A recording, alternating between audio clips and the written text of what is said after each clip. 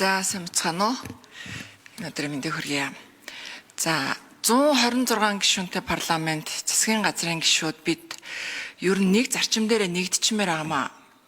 Энэ бол дотооддоо үйлдвэрлэж байгаа үндэсний үйлдвэрлэлийн салбаруудаа дэмжих тал дээр тарифаар хамгаалах, импортоос хамгаалах энэ тал дээр бид бас нэгдэх ёстой гэж харж байна.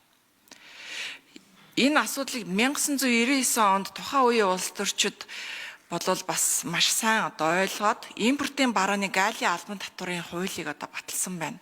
Ингэж үндэсний үйлдвэрлэлээ тухайн үед хамгаалыг шийдэжсэн байна. За үүнээс хойш энэ хууль 17-д өөрчлөлт орсон байна шүү.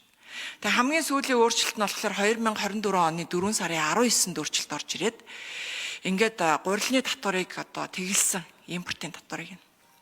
Үр дүнд нь 9 үйлдвэр гурил боловсруулах 9 үйлдвэр байсны хагас нь өнөөдөр ажиллагааг болчлоо.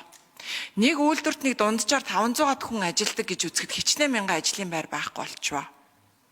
Би энэ тогтоолын төслийг дэмжиж гарын үсэг зурсан юм а. Яагаад гэвэл энэ салбар чи өөрөө онцлоо. Нэг салбар ер нь нэг уналтанд орсны дараа сэрэхэд 3-4 жил болдгоо шүү. Тэнд маш их хүмүүсийн хүч хөдөлмөр байгаа. Нэг хүний нэг үйлдвэр босгох гэж зүтгэсэн хүний нэг насны амьдрал явж байгаа. Энийг бид нар ийм алхныхаа үзүүрээр ийм хурдан шийддэг гэж болохгүй.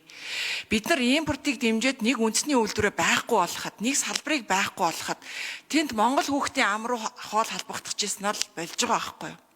Тэнд Монгол хүүхдүүд өлсөж магадгүй. Тийм болохоор бид нар энэ үндэсний үйлдвэрлэлээ хамгаалах тал дээр ажиллах хэрэгтэй байна. Дахиж энэ хуулийг бас ингэж ойрхон өөрчлөөд ямаргүй байна гэсэн санал өргүүлж байгаа. Баярлалаа.